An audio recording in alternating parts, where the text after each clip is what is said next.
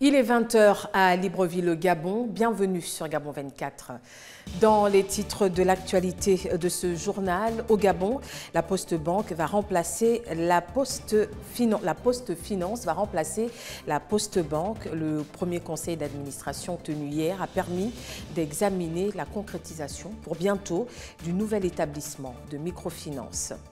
On parlera également dans ce journal de la Tunisie qui pourrait être retirée de la liste des paradis fiscaux dès la semaine prochaine à l'occasion de la prochaine réunion des ministres de Finances de l'Union européenne. 7 autres pays sur 17 seraient concernés. Et puis en Grande-Bretagne, les députés adoptent la loi de retrait de l'Union européenne, un projet de loi gouvernemental crucial dans la mise en œuvre du Brexit. Un reportage à suivre dans un instant. Mais d'abord, commençons par l'éducation au Gabon. Prévenir les risques de maladies chez les enfants du pré-primaire. Voici l'objectif des visites médicales initiées par la direction de l'enseignement pré-primaire. Un reportage d'Alex Nkogi. Le ministère de l'Éducation nationale, par le canal de la direction de l'enseignement pré-primaire, organise des visites médicales depuis le mercredi à l'endroit des classes pré-primaires des écoles publiques et confessionnelles de la province de l'Estuaire. À l'école pilote urbaine du centre, dans le 3e arrondissement de la commune de Libreville, les équipes s'activent pour cette opération aux objectifs visés. On a remarqué que les enfants du pré-primaire se contaminent des maladies. On a des enfants qui boivent dans les gourdes des autres, qui se tirent les pouces, qui se mangent les ongles. Face à cela, comme on sait que beaucoup de parents ont souvent du mal à envoyer leurs enfants aller se consulter, cette initiative était bien placée, bien régulée pour pouvoir faire en sorte que les enfants puissent être visités médicalement. Et c'est dans ce souci également que nous voulons que cette activité puisse se pérenniser. Côté médical, dans cet établissement, les élèves se portent plutôt bien, malgré certains bobos. Chez les tout petits, il n'y a pas de maladie particulière, à part les maladies infantiles. Et dans l'examen, nous avons constaté que beaucoup de parents ne s'occupent pas de l'hygiène de leurs enfants, c'est-à-dire nettoyer les oreilles, couper les ongles. Une mesure du ministère de l'Éducation nationale qui rassure les parents. Le plus souvent, nous les parents d'élèves, n'avons pas assez de temps parfois pour déceler des petits dysfonctionnements. Alors au niveau de l'école, lorsque des activités comme ça sont menées, ça permet aux parents d'aller plus en profondeur et de déceler beaucoup de dysfonctionnements au niveau de l'activité sensorielle et j'en passe. Ces visites médicales scolaires des enfants sont orientées, entre autres, vers les troubles sensoriels et nutritionnels, les handicaps ou anomalies du squelette et les traumatismes psychoaffectifs. Les élèves de 3e et terminale, quant à eux, auront bientôt des cours en ligne grâce au projet Former ma génération TMG 5000. Mais avant, le conseil scientifique passe au peigne fin les programmes des différentes matières. Une fois de plus, retrouvons Alex Nkogi dans ce reportage.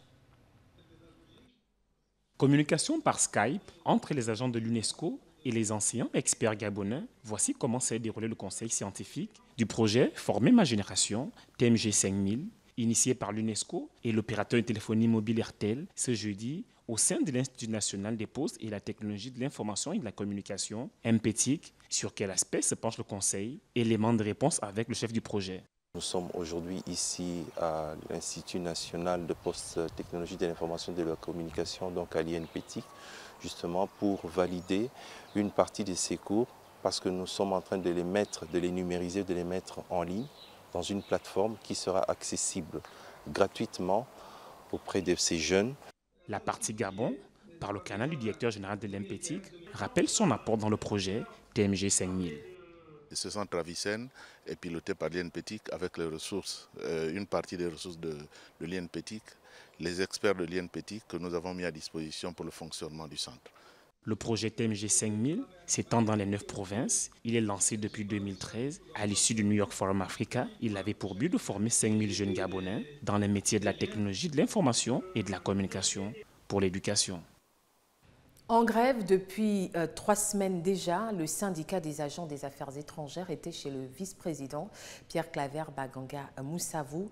Il sollicite son appui pour trouver des solutions à la crise qu'il traverse. Au cabinet du vice-président de la République Pierre Claver Baganga Moussavou, les responsables du syndicat des agents des affaires étrangères. Au sein de cette administration publique, les agents sont en grève depuis 3 semaines. Ils réclament entre autres les meilleures conditions de travail. Le contenu, c'est d'abord le mouvement de grève que nous observons depuis bientôt 3 semaines au ministère des Affaires étrangères, à savoir les conditions dans lesquelles nous travaillons en ce moment et puis le retour du paiement de la prime de servitude diplomatique que nous exigeons. Donc voilà un peu les questions sur lesquelles nous avons abordé avec le vice-président de la République.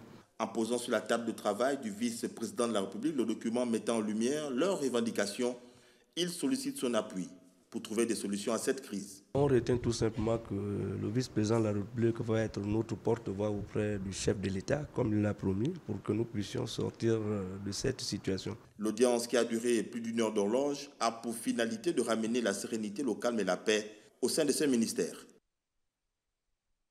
Sujet d'actualité, le leader de l'opposition, Jean Ping, ne s'est pas présenté à l'audience où il était attendu mercredi. L'ancien candidat à la présidentielle a été cité à plusieurs reprises dans l'affaire Pascal Oyougou au sujet de la déstabilisation des institutions. Ses avocats ont expliqué pourquoi leur client ne s'est pas présenté devant le juge. Une nouvelle fois, Jean Ping ne s'est pas présenté au tribunal de Libreville où il était attendu pour audition à titre de renseignement dans l'affaire concernant le secrétaire général adjoint du Rassemblement Héritage et Modernité, Oyougou Pascal, qui se trouve en détention préventive à la prison centrale de Libreville. Ses avocats, au terme de cette journée, qui aurait dû être marquée par l'audition du concerné, se sont exprimés largement sur ce point. Le président Ping n'est pas allé, n'a pas déféré à cette convocation. Il ne l'a pas fait non pas parce qu'il défie la loi ou qu'il défie les autorités judiciaires. Il ne l'a pas fait, il n'y est pas allé parce qu'il est avant tout légaliste. Et c'est parce qu'il est légaliste qu'il a saisi ses avocats que nous sommes pour voir comment faire justement pour éviter d'aller à cette convocation qui n'est pas faite dans les règles de l'art. Ce qui est surprenant dans sa démarche, c'est que non seulement elle parle d'une audition de M. Oyougou où le président Ping aurait été cité abondamment, mais en plus elle a pris une décision d'interdire de sortir du territoire M. Ping en violant les lois, en violant la loi justement sur l'interdiction de sortir du territoire. Il est évident que nous n'en resterons pas là, nous avons d'autres actions à mener que nous allons développer plus tard. Après ce nouveau refus du président de la Coalition pour la Nouvelle République de répondre à la convocation du premier juge d'instruction, il revient au juge de prendre des dispositions, comme l'indique la loi. L'annoncé en titre, le premier conseil d'administration de la microfinance Poste SA s'est tenu mercredi à Libreville. Objectif, gérer les grandes orientations de la nouvelle institution bancaire et garantir des prestations de qualité. Assurer des prestations de qualité et un environnement sécurisé aux normes internationales, c'est la volonté du nouvel établissement de microfinance de deuxième catégorie, la Poste Finance SA, qui veut accompagner ses clients, des points dévoilés lors du premier conseil d'administration de la nouvelle institution bancaire. La création de Poste Finance vise à fournir des prestations de qualité désormais à la clientèle, aux opérateurs économiques et dans un environnement sécurisé. C'est la raison pour laquelle nous avons pris des dispositions pour faire en sorte que Poste Finance soit aux normes, soit aux standards de toutes les institutions financières au monde. La création de la Poste Finance SA constitue pour les pouvoirs publics un levier pour contenir les tensions sociales et accélérer l'inclusion financière et promouvoir le développement communautaire pour favoriser l'intégration des populations aux différents programmes économiques, un engagement du gouvernement gabonais. L'État est allé au-delà du minimum exigé en termes de capital et pour démarrer, pour commencer. Et je crois que chemin faisant, l'État continuera et la Poste elle-même et la microfinance qui sera créée elle-même fera en sorte de générer, disons, du PNB, des ressources et fera en sorte d'augmenter sa capacité à faire du chiffre, à accompagner la clientèle. Avec un capital d'1,5 milliard de francs CFA, la Poste Finance SA veut oser une nouvelle formule adaptée à la taille du marché national. Et puis l'actualité en sport, ce bon début des Panthères du Gabon à la Coupe d'Afrique des Nations de handball senior. Les poulains de Jackson Richardson ont battu le Congo hier 27-22 au Palais des Sports de Libreville. Je vous propose le résumé de cette rencontre avec Limbris Boubala. Pour son entrée en compétition en soirée ce 17 janvier, les Panthères du Gabon version handball, après une entame de match assez compliquée, ont su se reprendre et venir à bout d'une équipe du Congo difficile à manœuvrer 27-22. Vous savez, pour un coach, on ne peut pas se contenter de ce qu'on peut faire. On attend toujours mieux, de ses joueurs. Et c'est vrai que ce n'est pas évident de faire une rencontre. Pour le premier match dans une compétition, on a toujours la peur de mal faire, la peur de la défaite. Et là, je pense que pour notre équipe gabonaise, devant leur public, devant le président, c'est une énorme pression de trouver les bonnes sensations, de pouvoir être performant. Et on pense que voilà, ce qu'on a fait ce soir, on a produit quand même, il y avait un beau match des deux côtés. On a réussi justement à trouver des bonnes situations pour aller au tir. Et à des moments où on est en échec. Mais je pense que voilà, il faut rester toujours dans l'ambition de dire qu'il y a des choses encore à améliorer. Le troisième personnage, c'est-à-dire l'arbitre, nous savons que lorsque vous jouez en hand et qu'on vous met tout le temps en infériorité numérique, c'est clair. C'est un arbitrage orienté. Mais enfin, je reconnais que mes frères gabonais, moi je m'appelle Inimba, donc vous comprenez, mes frères gabonais ont très bien joué. Ils ont mieux négocié le match que les Congolais. C'est une entame plutôt idéale pour les poulains de Jackson Richardson qui croiseront ce 18 janvier 2018 en soirée au Palais des Sports de Libreville, les Fennecs d'Algérie, victorieux 31-23 face au Cameroun. A noter hier en ouverture de cette compétition les victoires de l'Angola, de l'Algérie et de l'Égypte tenant du titre. Prochaine sortie des équipes engagées ce 18 du mois en cours avec au programme Cameroun-Tunisie, RDC Congo-Angola et Nigeria-Égypte. Et ce soir, les Panthères affrontent donc les Fennecs d'Algérie. Le coup d'envoi a déjà été donné. D'ailleurs, la première mi-temps se poursuit. Le Gabon menait sur un score de 16-2. La Tropicale Amissa, on en parle justement dans l'actualité aussi. Joseph Haré-Rouya s'est imposé aujourd'hui lors de la 4e étape. Njolé Mindik, longue de 182 km. Présent dans l'échappée dès le départ, il a résisté jusqu'au bout, piégeant les 3 professionnels qui l'accompagnaient. Le Rwandais est le nouveau maillot jaune de cette 13e édition de la Tropicale Amissa Bongo. Ce journal se poursuit hors du Gabon. Nous allons au Bénin. Les manifestations contre l'interdiction du droit de grève à certains corps de l'État se poursuivent également. Un mouvement social de 3 jours depuis mardi a été lancé. Les fonctionnaires des tribunaux, des écoles et des hôpitaux ont entamé un mouvement social de 3 jours depuis mardi. Une grogne sociale bien suivie jusqu'à présent. Les concernés demandent l'abrogation d'une loi qui doit supprimer le droit de grève dans plusieurs secteurs, dont l'armée, la police, la justice et la santé. Une loi votée par le Parlement mais qui doit encore être validée par la Cour constitutionnelle. Cette révision du droit de grève s'inscrit dans le cadre de réformes lancées par le gouvernement pour redresser le pays. Cette semaine encore, le président Patrice Talon a affirmé la nécessité de rendre plus attrayant et plus compétitif l'environnement économique et social du pays. Moudachiro Bachibi, secrétaire général de la Confédération générale des travailleurs du Bénin, qui avec 6 autres centrales syndicales a appelé à la mobilisation, affirmant ne pas être opposé au changement mais vouloir un dialogue. Le gouvernement béninois s'est engagé à ne faire aucune réforme sans en discuter avec les acteurs, notamment avec les syndicalistes. À présent, je vous propose d'avoir plus de précisions sur la rencontre du président zimbabwéen avec son homologue de Mozambique.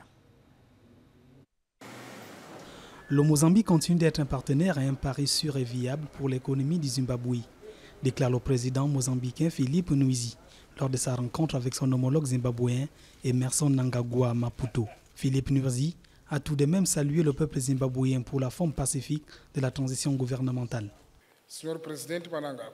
Monsieur le président Mnangagwa, permettez-moi de féliciter le peuple zimbabwéen pour la forme pacifique de la transition gouvernementale en respectant l'histoire des fondateurs de la nation zimbabwéenne. Nous vous félicitons de votre décision de diriger le pays jusqu'aux élections législatives prévues pour cette année. La coopération entre Maputo et Harare n'était pas en reste lors de cette rencontre. Le président Nyusi et moi-même avons eu l'occasion ce matin et cet après-midi de partager nos idées et notre vision pour les deux pays et de comparer nos observations sur l'étendue de la coopération entre le Zimbabwe et le Mozambique. Les bonnes décisions non respectées, c'est la philosophie du passé. Le présent exige de tenir les promesses faites au peuple. Dans le domaine de l'énergie, Maputo continue à être la source sûre et prévisible de l'économie zimbabwéenne, fournissant une électricité fiable et de qualité et à la hauteur des besoins croissants du développement. Construire des infrastructures pour développer l'Afrique, c'est ce qui ressort du rapport de la Banque africaine de développement publié mercredi. Selon la Banque africaine de développement, l'Afrique doit investir massivement dans les infrastructures. Un investissement qui se situe entre 130 et 170 milliards de dollars par an. Pour rappel, en 2016, les investissements n'ont atteint que 62 milliards de dollars. The African Economic Outlook we just released provided les prévisions pour l'économie africaine que nous venons de publier donnent une estimation de 3,2% pour l'Afrique.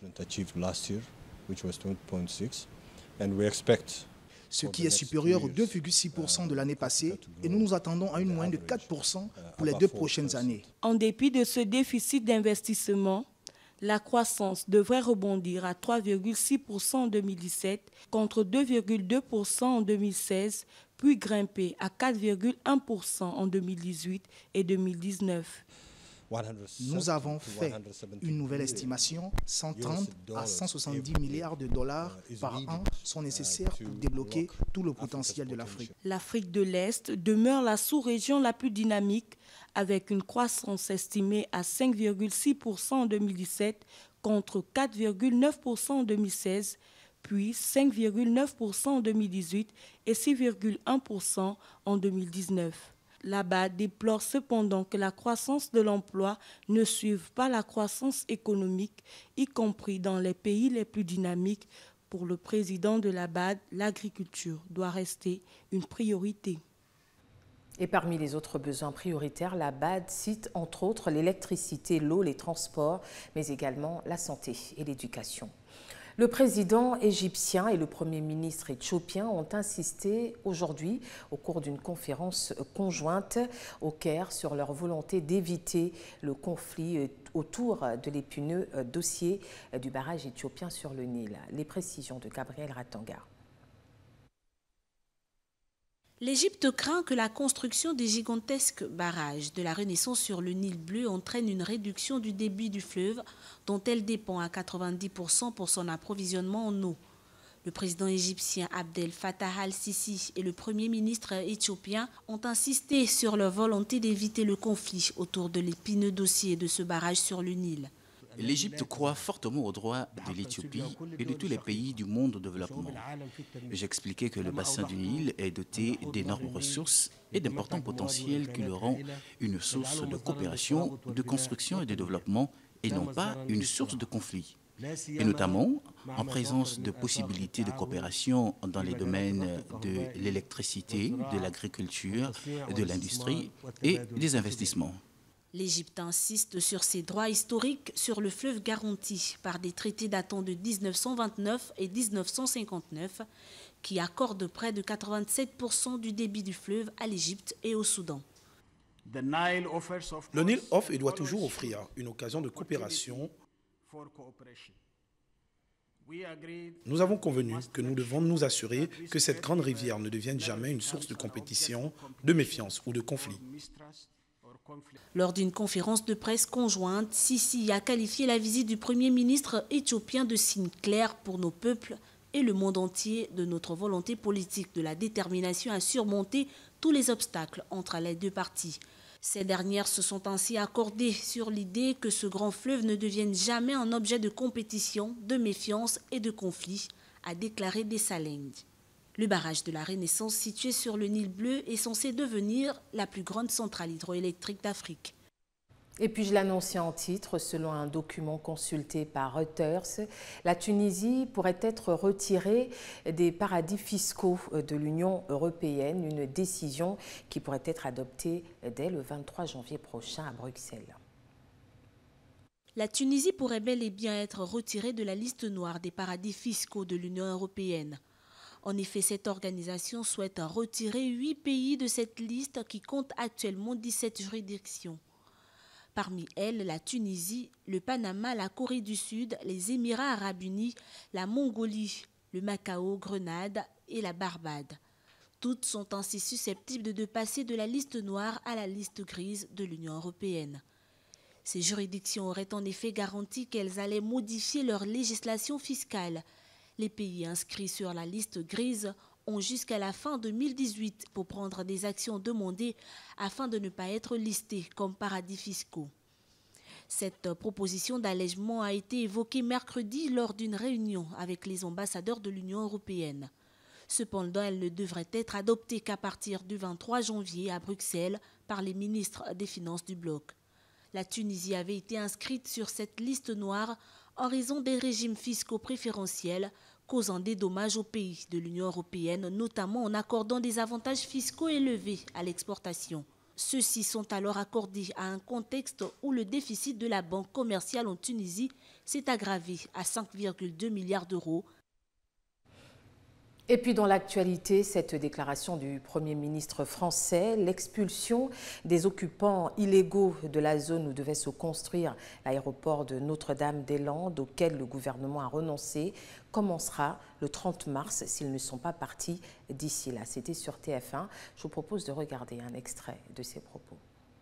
J'ai pris la décision d'arrêter ce projet, d'une part, car je considère que les conditions ne sont pas réunies pour le mettre en œuvre, de procéder à la libération des axes routiers qui traversent la zone et de faire en sorte qu'au printemps, c'est-à-dire à l'expiration de la trêve hivernale, l'ensemble des occupants sans titre qui sont illégalement sur les terrains qui avaient été réservés pour la réalisation de Notre-Dame-des-Landes puissent avoir quitté les lieux, soit parce qu'ils l'auront fait volontairement, soit parce qu'ils seront expulsés. La libération des axes routiers qui traversent la ZAD doit intervenir dans quelques jours. C'est une question de jours. Nous devons, si nous voulons respecter la loi, respecter la trêve hivernale. La trêve hivernale, ça se termine le 30 mars.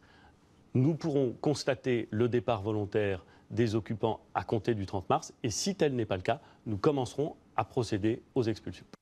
Autre grand titre de l'actualité, les députés britanniques ont adopté mercredi un projet de loi gouvernementale sur le retrait de l'Union européenne. Le texte sur le retrait de la Grande-Bretagne de l'Union européenne, adopté par 324 voix contre 295, doit permettre au Royaume-Uni de continuer à fonctionner normalement après le Brexit, le 29 mars 2019.